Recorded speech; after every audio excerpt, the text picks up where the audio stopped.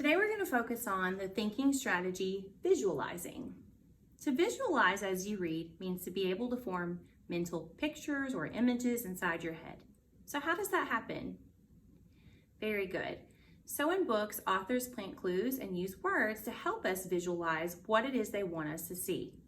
So what kind of clues or words do authors leave to help us visualize what we're reading?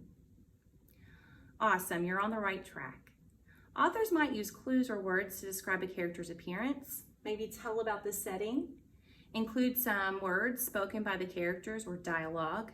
They might choose emotion words to tell how a character's feeling, or even be specific in the way they choose to describe events as they unfold throughout the book. Now, it's not just up to the author to help us visualize or create those mental images. We have to put in some work too. Our job is to make connections with what we are reading in order to be able to use our 5 senses to create those mental images. Let's do a little visualization practice. I'm going to read a short passage, and I want you to visualize as I read. When I'm done reading, I want you to bring your mental image to life by drawing a picture of it inside your reading notebook. So go ahead and get your notebook and a pencil ready and put me on pause if you need to. Hopefully you can see that. All right, pencils up and notebooks open. As I read, you should begin to form mental images or pictures inside your brain. When whipping their hair, John and Anna ran through the sand towards the waves. Their dog Toby followed them, barking at seagulls. When their feet touched the ice-cold water, they shrieked and ran back to the dry sand, giggling. By now, you should have formed a mental image or visualized what was happening inside your head. I want you to put me on pause and draw that image that's inside your head in your reading notebook. Don't forget to push play when you're finished drawing. Go ahead and hold up your picture to the screen. Wow, that's an awesome picture. How were you able to come up with that mental image that you've now drawn in your notebook? Awesome. You picked out clues and words from the text to help you draw your picture. Here's the picture that I drew after reading this text. Can't make fun of my drawing, I'm not that great at it. All right, I envisioned the wind blowing strongly because John and Anna's hair was whipping through the wind, right? Talked about that in that first part. Obviously, there were 2 people, a boy and a girl, because the author named both of the characters. So John and Anna. And I've been to the beach before, so I know that's where you can find sand and seagulls and sometimes chilly little bit of water. And I envisioned this dog running behind them because it talked about how their dog Toby was following them, chasing the seagulls and barking at them. It's obvious that the author left many clues and words that helped me visualize, but I did some work too. I had to make connections with the text. Today's learning target, and hopefully I didn't mess that up, is I can visualize as I read using clues and words from the text. Now, before I model for you what it looks like to visualize as you read, I want us to think about why it's important to do that in the first place. What do you think? Why is it important for us to be able to visualize as we read? Right, it can get us excited about our reading. It can help us understand or comprehend the text. It can help us make predictions and make those connections, and it can help us answer questions that we might have. Some things you might find yourself saying as you visualize include, I'm picturing, or I'm visualizing, I can see that. These are visualizing stems that can help you put into words what it is you're picturing inside your head as you read. Let me show you how we can meet today's goal. I'm going to choose the book I'll be reading from today, and I'm actually going to choose Charlie and the Chocolate Factory. We finished our Waddy Wad story on Friday, so I'm going to move on to another one of my very favorites. If you stick around long enough, you might hear me use my British/English accent, and it's horrible, but so I apologize for that in advance. So I've got my book, and I'm going to set myself up to record my thinking. Now, there's no T-chart like there was before. There's no visualizing and text on one side because, as you visualize, you just need a good blank canvas to go from, okay? So I'm gonna leave this open and I'm just gonna feel it today. I'm gonna read, and when I feel like I have a good mental image going inside my head based on the author's clues and words they've left behind, then I'm going to pause and I'm going to draw that picture inside of my notebook. And then I'm going to do just like what we did before and go back to the text and see which of the words or phrases or clues were left behind that the author helped or left behind so that I could draw that mental image. And so I'm going to draw it and then I'm going to write some of those clues and words below it, okay? If you want to draw a T-chart because you feel comfortable with that by now, you're welcome to do that, but you don't have to.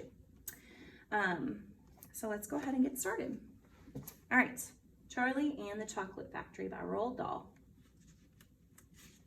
Now this doesn't have a lot of pictures, it's a chapter book, so, but it does have a few and I can use those to help me, of course, because that's definitely going to give me kind of a heads up or a head start on what my mental image might look like. But all right, chapter 1, here goes. These two very old people are the father and mother of Mr. Bucket. Their names are Grandpa Joe and Grandma Josephine. And I don't know if you can see them. It's just a tiny little sketch. So Grandpa Joe and Grandma Josephine. And these two very old people are the father and mother of Mrs. Bucket. Their names are Grandpa George and Grandma Georgina. Grandpa George, Grandma Georgina. This is Mr. Bucket. This is Mrs. Bucket. Mr. and Mrs. Bucket have a small boy whose name is Charlie Bucket. This is Charlie. How do you do? And how do you do? And how do you do again? He is pleased to meet you. All right, so I'm already envisioning kind of this big family, right? Like, what was it? 2 sets of grandparents, the parents and the boy. So I'm wondering how they're all going to be brought together. The whole of this family, the 6 grown-ups, count them, and little Charlie Bucket lived together in a small wooden house on the edge of a great town. The house wasn't nearly large enough for so many people, and life was extremely uncomfortable for them all. There were only 2 rooms in the place altogether, and there was only 1 bed. The bed was given to the 4 old grandparents because they were so old and tired. They were so tired, they never got out of it. Grandpa Joe and Grandma Josephine on this side, Grandpa George and Grandma Georgina on this side. Mr. and Mrs. Bucket and little Charlie Bucket slept in the other room upon mattresses on the floor. All right, I'm going to pause right there because right now I am picturing so many things. So I'm picturing, it said a little, it was like a little house. I think it said wooden house. I'm just going to draw some like wooden plank looking things. It might look more like a jail right now, but maybe I can add some details to it. And there's the roof. Maybe I can make some like little tiles or something. I'm not the best artiste when I am on the spot. All right, here we go. Okay, so they lived in a little house. And, inside the house there was a bed. And on one side there were 2 old people laying. And on the other side, oh goodness, I don't know how they're propped up there, but they must be, they're laying there. So there's like the old people, let's put a blanket on them.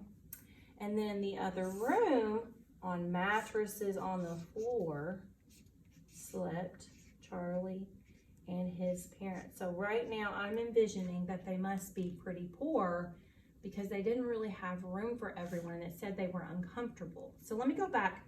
I've pictured this inside my head. Obviously the author left some clues and words to help me picture this. So I'm gonna go back and find those and I'm gonna include those on there. So this is gonna require some going back and some rereading, okay? So the 6 grown-ups, Charlie Bucket, oh yeah, so 6 grown-ups. So it talked about how 6 grown-ups lived here. And you know what? Your picture might be sprawled across several pages and that's okay. 6 grown-ups. Let's see, so 6 grown-ups, a small house on the edge of town. So I could have even drawn a town behind it, right? It talked about how there was only 1 bed and so on and so forth. But right here, I'm able to demonstrate that I can visualize as I read using clues and words from the text. I proved that because I was able to take the mental image that was inside my brain, put it on paper inside my reading notebook, and go back to the text to find what specific clues or words the author used to help me visualize. That's what you're going to do today as you read.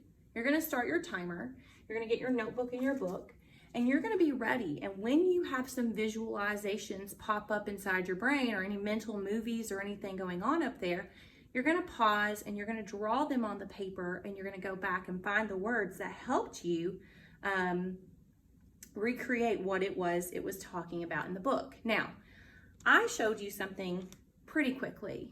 Now, just because I got this done in only a few minutes doesn't mean you should be finished. You should continue reading, continue visualizing. You don't have to put everything down on paper, but I do really want you to continue reading and practicing forming those mental images in your head. All right, can't wait to see what you've drawn and what your books are all about today.